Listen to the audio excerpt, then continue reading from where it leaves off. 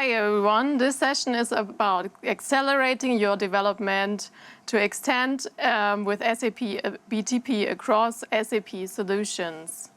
So there is one topic of the session, extensibility, and most of our customers have extension, they need extensions to alter the standard applications, to make them more fitting to their unique requirements and their business processes.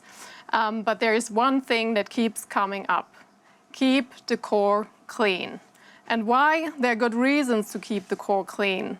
It increases your efficiency, it reduces cost whenever you have to run an upgrade or update, and it leads to minimized adjustments. When you update, you don't have to run so many regression tests, so it just increases your agility and innovation.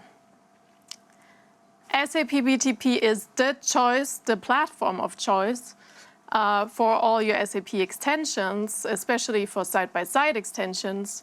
And on BTP, we have everything you need, from app development, automation, integration, data and analytics, to AI. I'm part of the app development, product management of SAP BTP, and I will quickly show you what we have to offer to extend your SAP business applications. So we have two options for clean core compliant extensions: on-stack and side-by-side. On-stack extensions run on SAP S/4HANA stack as they are tightly coupled with S/4HANA data. You can develop and extend as you have key user tool options, or you can go and develop with the ABAP cloud model and deploy. This is important to the ABAP environment of SAP BTP. Note, not clean core compliant is classic ABAP extensions. But let's look at how LOB extensions, how LOB applications can be extended with SAP BTP and what we have to offer for that. So on SAP BTP, we have SAP Build Process Automation to automate processes across back-end systems. We have SAP Build Apps to build web and mobile apps. And if you want to build extensions, UI extensions as well, you can use SAP Mobile Services and SAP UI5 and SAP Fiori Elements for your front-end extensions. If you develop a full-stack application as an extension, you can choose between the SAP Cloud Application Programming Model and the ABAP Cloud Model, and you can deploy to either the BTP runtime, Cloud Foundry, and runtimes Cloud Foundry and Kyma if you want Kubernetes, or the runtime from ABAP. But now let's look at two real-life examples how our line of business solutions extend their systems using SAP BTP. We have SAP Commerce Cloud presented by my colleague Lovlesh, and SAP Ariba Central Invoice Management presented by Astrid. And you will see how diverse extensions with SAP BTP can look like. Okay. Thank you, Anna. Hello, everyone. I'm Lovlesh. I'm part of the SAP Commerce Cloud team. And SAP Commerce Cloud is basically the e-commerce platform solution from SAP which already satisfy, I think, most of the enterprise use cases. But there's always a need to extend your platform for some business scenarios. And I think that's where we will be covering today one example on how you can use BTP to extend SAP Commerce Cloud.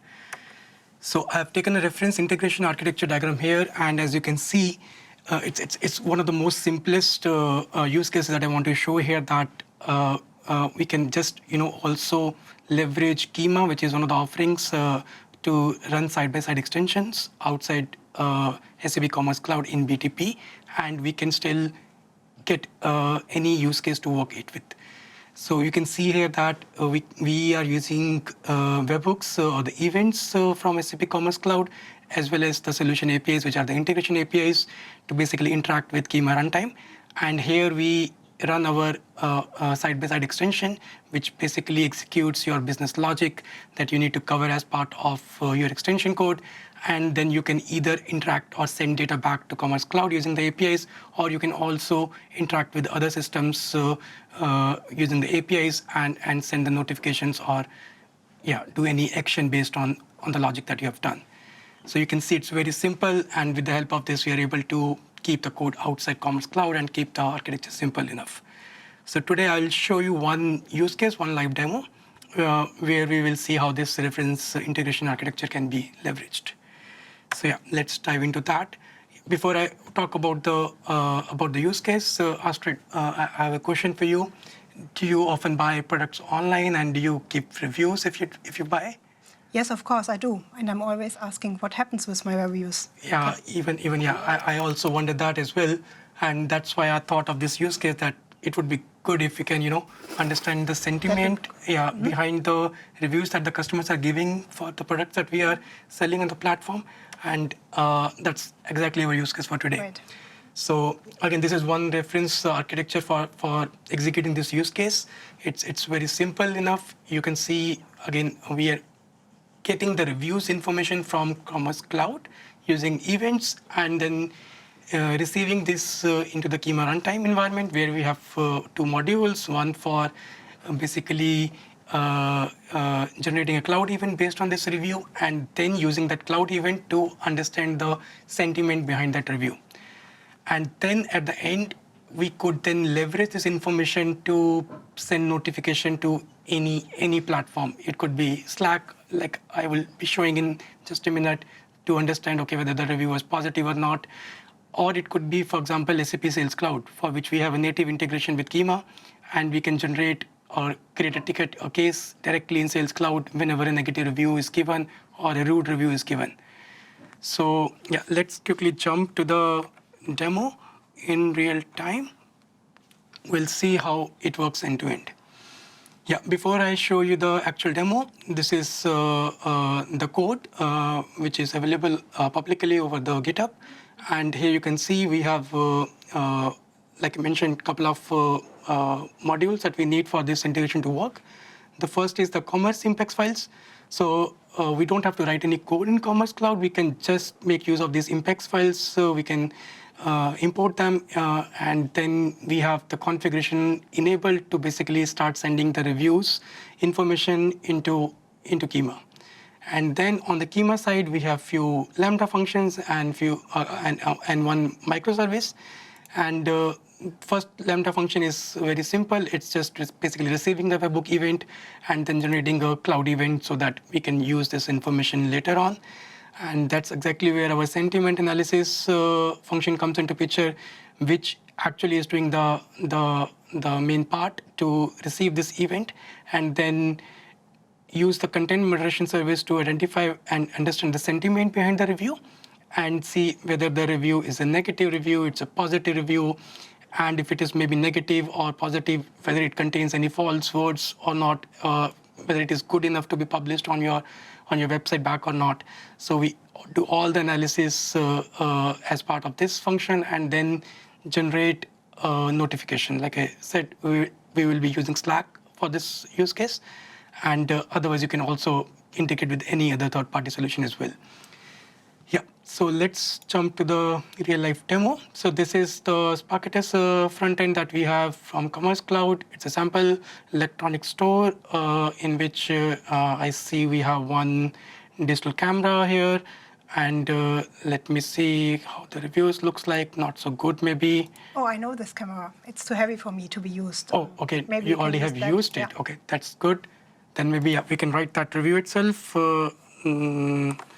Let's say not so good and too heavy, you said, right? Too heavy, exactly. Okay.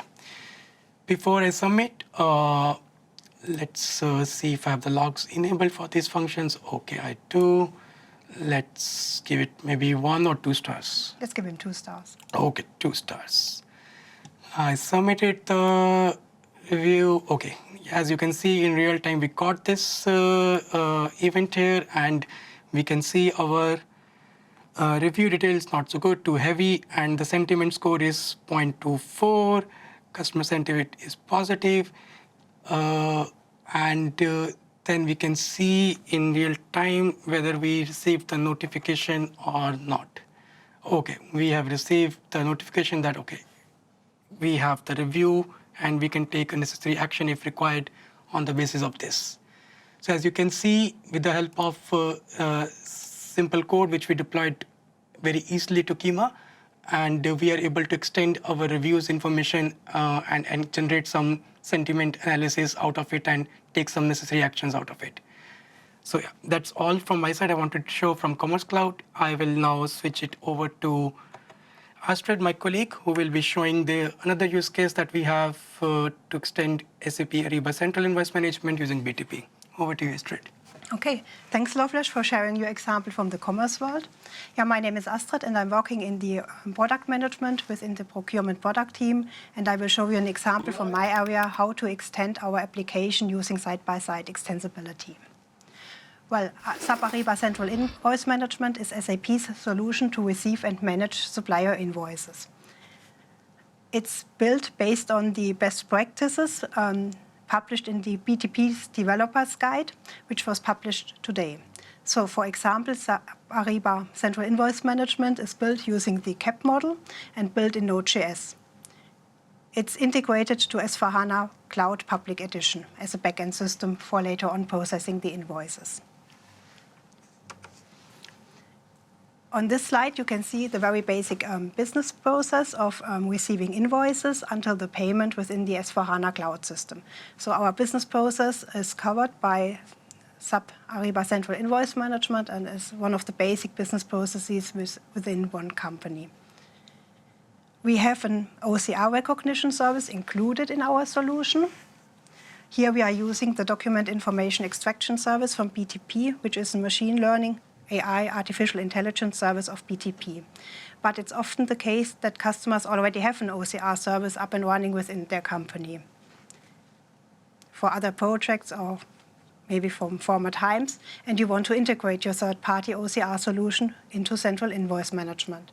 And this is possible by implementing an extension. And this is exactly the use case we want to show in our demo now.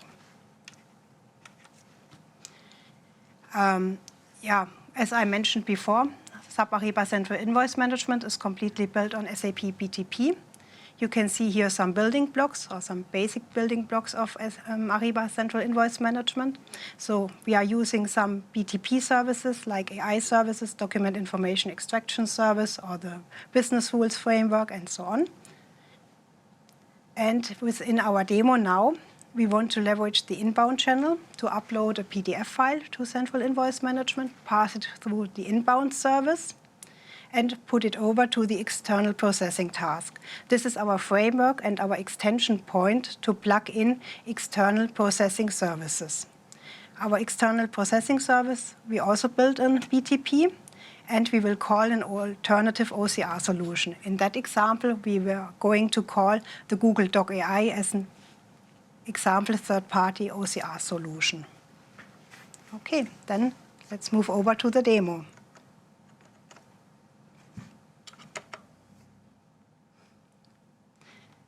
Okay, now we are in the demo. In the first step, you need to define a new destination within the BTP cockpit. This destination points to the external processing service where you develop your new alternative OCR solution. Of course, this service needs to follow a specific interface, and this interface is documented and described in the SAP API Business Hub.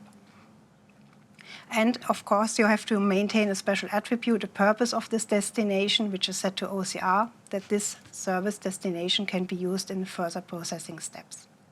In the next step, you have to configure this destination within the administration console of Central Invoice Management.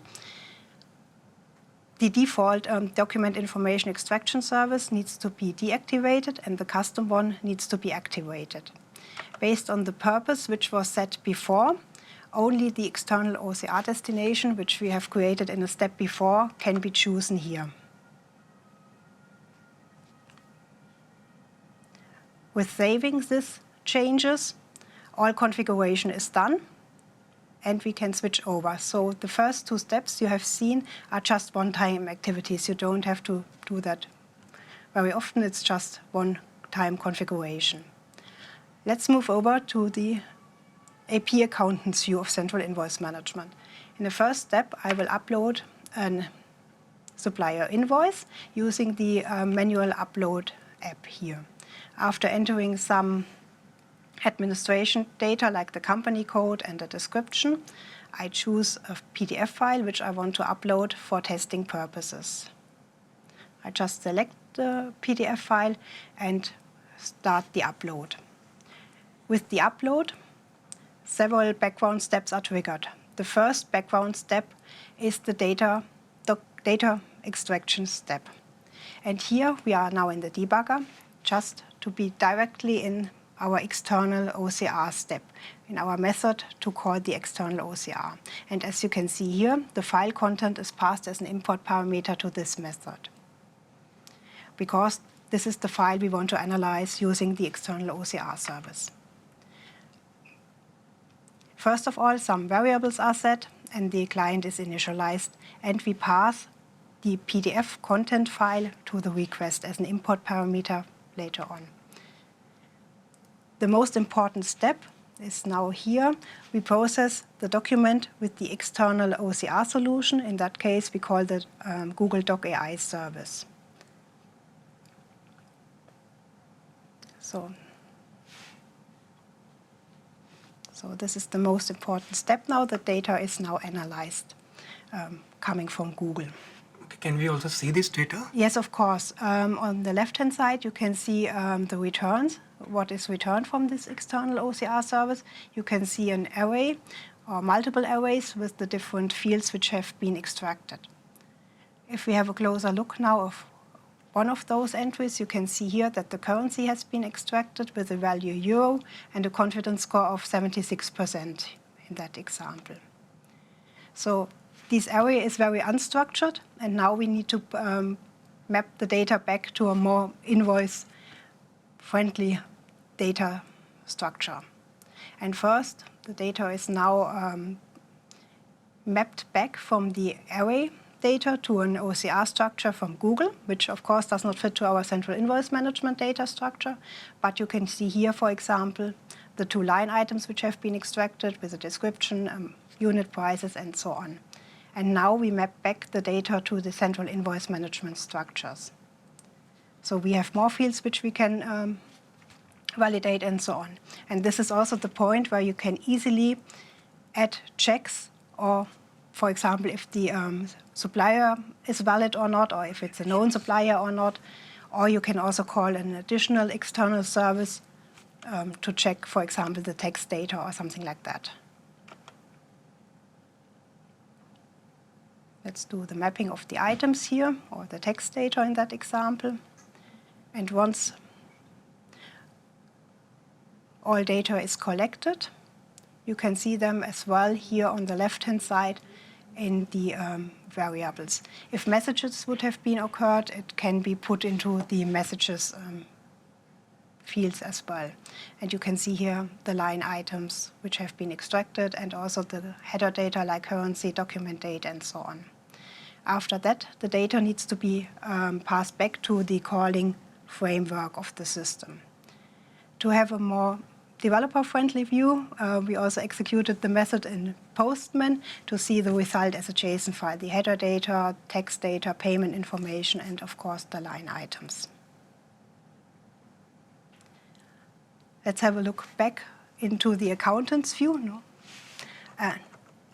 In the accountant view, so if I now go back to Central Invoice Management, you can see on the right-hand side the PDF file which I have uploaded, and on the left-hand side you can see the header data as well as the 2 line items with the texts and the amounts and so on. Okay, that's all what I wanted to show today. I hope you get an impression how easy it is to extend an SAP application using the BTP technology to fulfill your customer need and requirements. Live Q&A.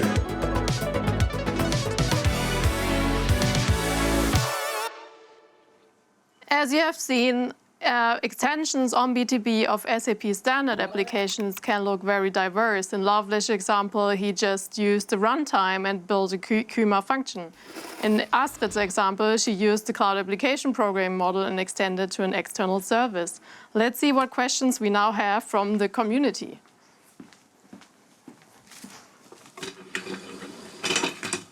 Hi. Hello. Hi, Anna. Okay. Which one should we take first?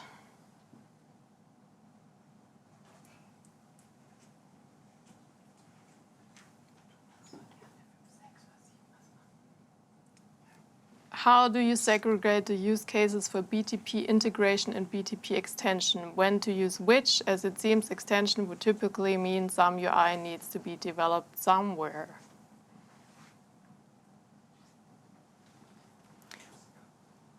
So I think it depends on the use case in the end. If you already have your UI and want to reuse it in the standard application, you can do that.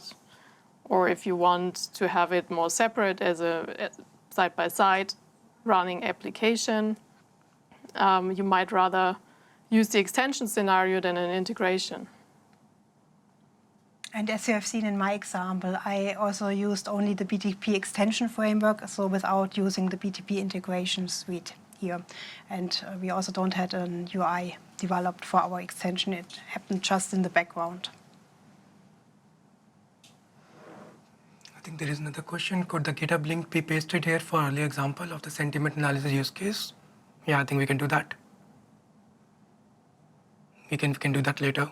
We can provide the information of the GitHub repo, which has this code to analyze the sentiment for a product review. We'll do that. And I think this one is for Astrid. Can this all not be done with a build process automation project? The OCR recognition. So at the moment, we have implemented an extension point that you need, or that it's necessary to build an extension based on BTP or any other service. Maybe in the future, we can also allow to add a build project here.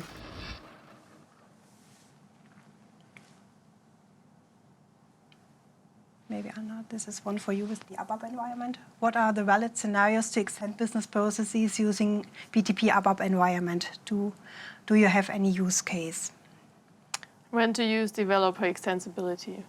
So which tech stack you use in the end totally depends a bit on your skill set and your preference. There are some good reasons when to maybe go on the ABAP stack and develop on the ABAP environment in S/4HANA if you have very frequent data requests and performance matters, or data consistency is super critical. And then sometimes it can be advised to be on stack, but usually it's also the developer preference. If you have your ABAP crew, they probably want to do that. If you have JavaScript developers, they probably rather use the cloud application program model.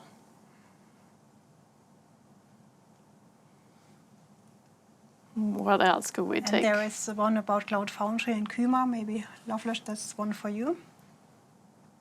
I think again it comes to the choice, come to the preference. Like Anna just mentioned, we have both the runtime options available from BTP.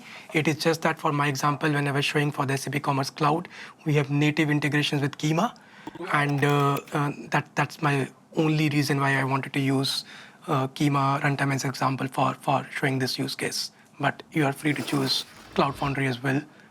In certain scenarios, that would be a better option.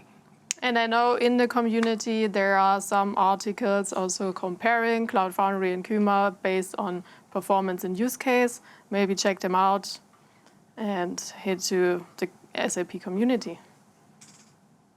Thank you for your attention. Okay, thank you. Thank you.